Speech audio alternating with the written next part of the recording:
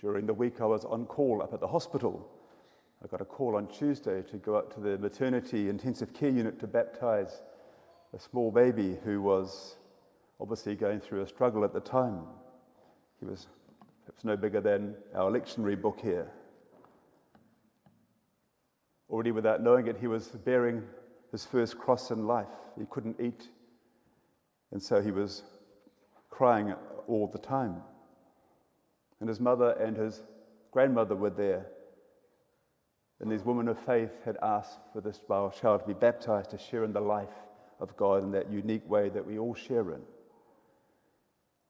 And so it wasn't time for a full-length rite of baptism. It was simply, I asked the mother and the grandmother if they believed in God the Father, Son, and Holy Spirit. And with that, yes, I just put a few drops of water on his forehead and then anointed him with oil. And during this time, he became very calm.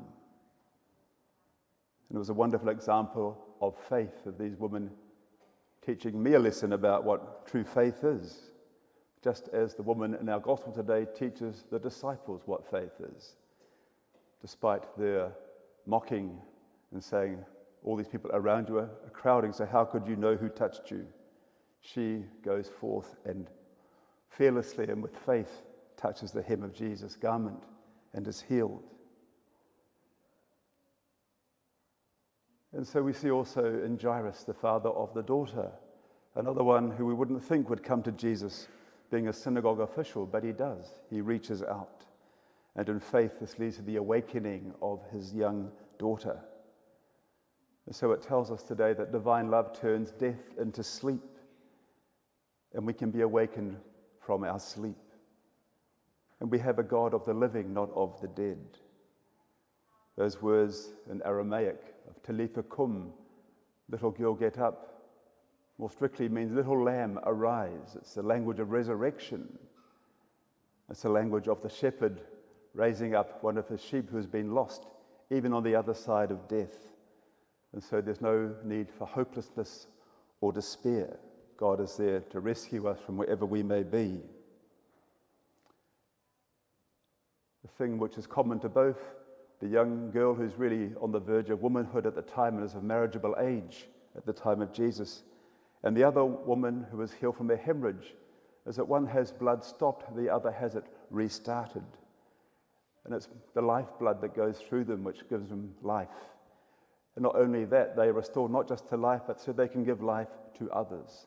So the girl now can be married and produce children, and the woman who hemorrhaged can now conceive. And so God too doesn't just restore us to life, he wants us to live and to give life to others as well. And they reach through the barriers that are there, the taboos of both the girl who was dead and the woman who was unclean through her hemorrhage, both customs of the time, taboos of the time that Jesus reaches through, and also the barrier of the crowd. So we shouldn't let anything get in our way of ourselves reaching out in faith. For faith is trust that the contact with the power of God will give us victory over sickness and death. And so the gospel invites us to share in God's healing. And at the end of the gospel today, Jesus tells them to give the girl something to eat.